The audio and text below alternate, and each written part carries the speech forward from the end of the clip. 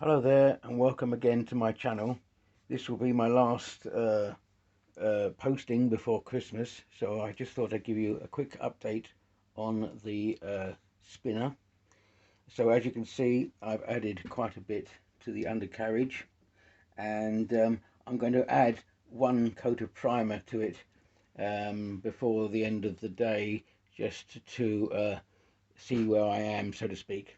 I've added more things to the front to try and bulk that bit out, and I'll give you a quick tour as we go round.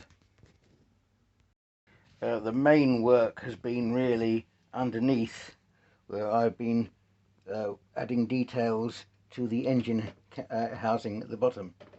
Now I want to sort of reiterate that this is actually it's not obviously a film accurate version of a spinner. I've been getting a few comments that it doesn't look like anything from the films, and I've said before that of course I don't do recreations of actual models. I just simply I am inspired by the work of the films and produce my own kind of work. So this is not, I repeat, not what you would expect to see in one of the films. It's my version of the spinner. Like I say, I'm going to put a coat of paint at the bottom, along the bottom of it and around it, so that you can see the full thing as it starts to pop with a coat of primer. But this is just to show you what I've been doing underneath to produce more engine kind of structures at the bottom of it and around the top there. Now, as I said, this is the last post before Christmas, so I thought I'd just show you as well in this video some of the other projects that await in the new year. But what I'm going to do now is apply a coat of primer to it, and you will see the finished result that I've come up with so far.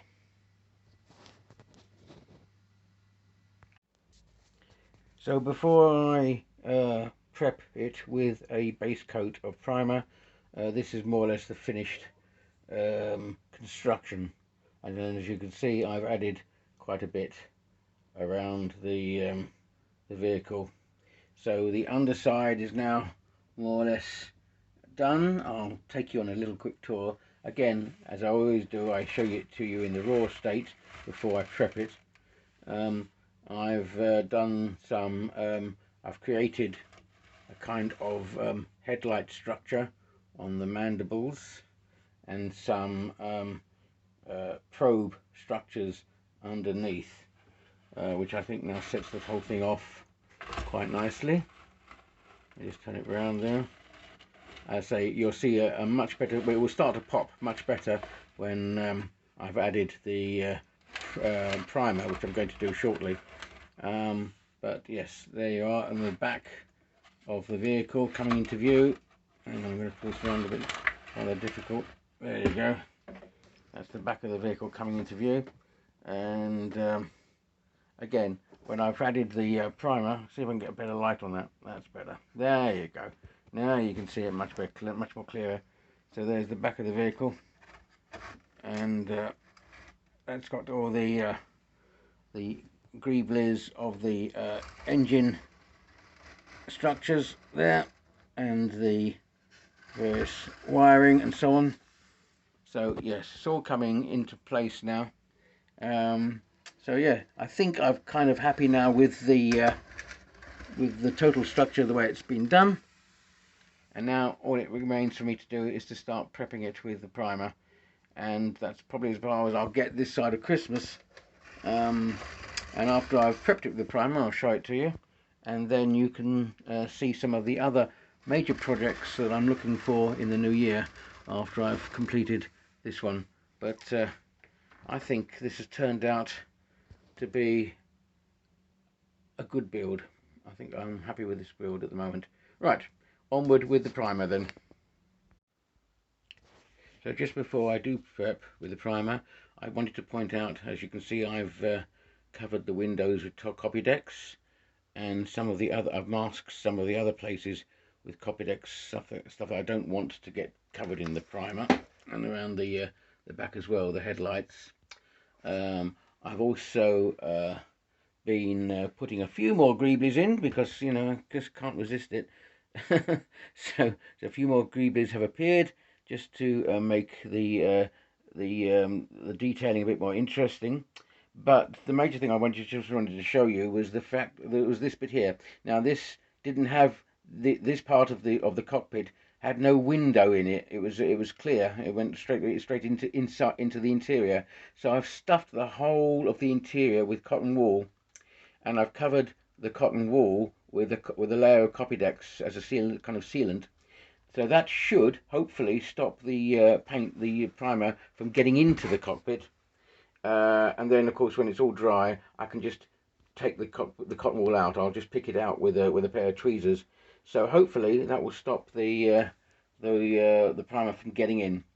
And see, normally, if you were doing a build from a kit or something like that, you'd obviously be prepping stuff as sub-assemblies, and I wouldn't have that problem. But with scratch builds, you never quite know where you're going to end up. So I ended up with the interior already inside before I was able to prep it.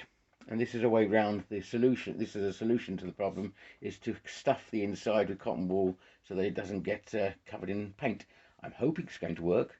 We will only wait and see. We'll have to wait and see if it does or not. Anyway, here we go then.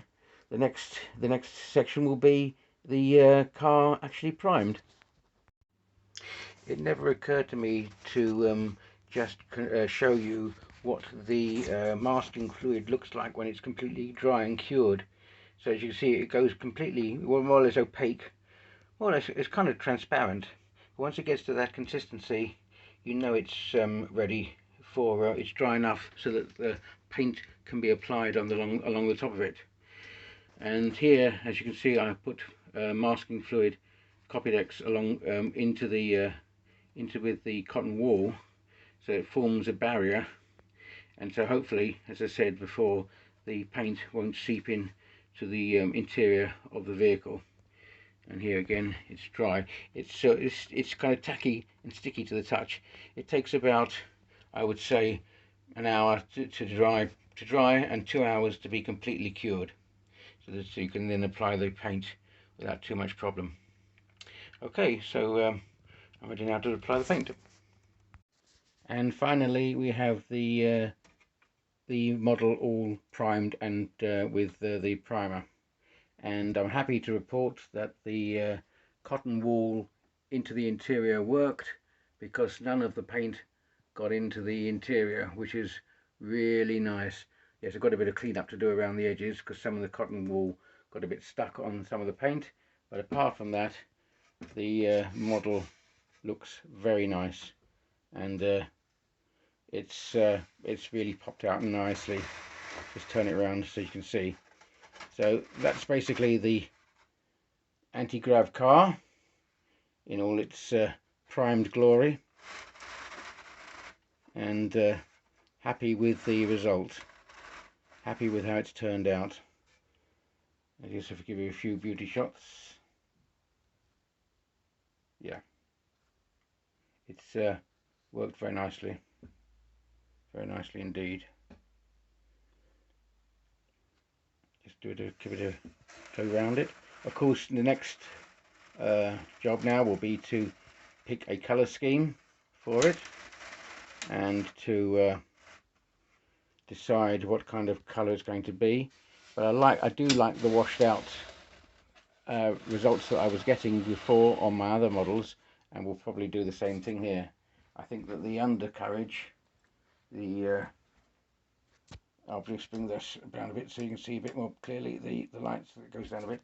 I think the engine has worked very nicely underneath the engine structures. They all seem to have popped very nicely.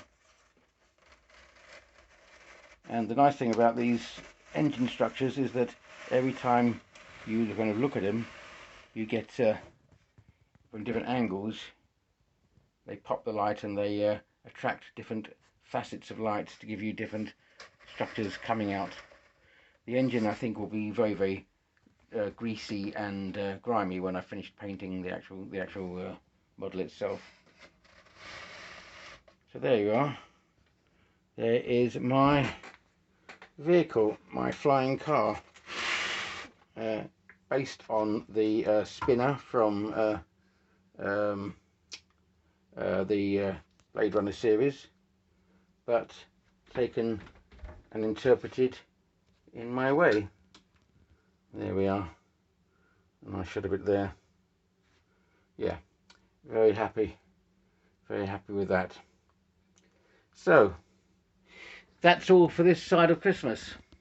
I wanted to get that out to you guys so that you could see the finished model, and well, the more or less finished model. The painting is yet to be done, but it's starting to pop very nicely.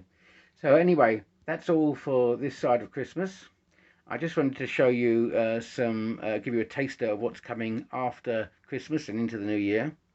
So I will definitely be working on my big two models here, the large starship, which I haven't thought of a name for it yet, but I was thinking of calling it the Tyrannus.